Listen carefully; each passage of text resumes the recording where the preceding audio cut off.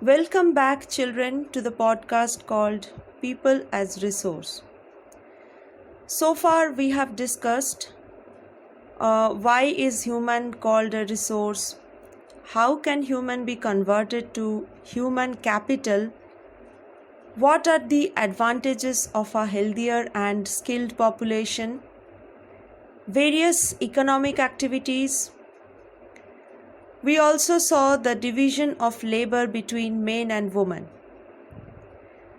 Today, we are going to see that how women are discriminated in the labor market.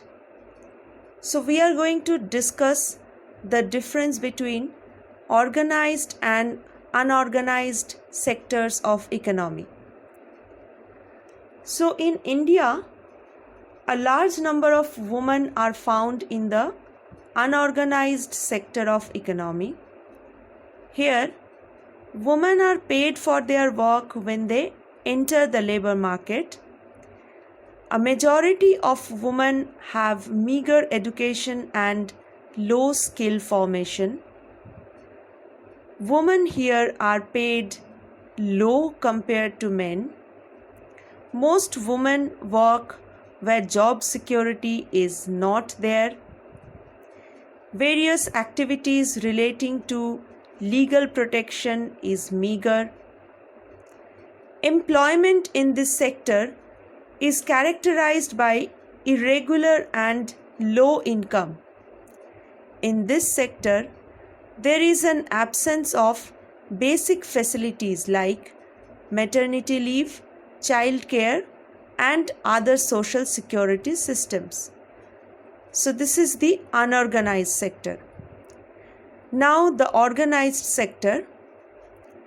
Although less number of women are found here, but women here are having higher education and better skilled. They are paid at par with the men.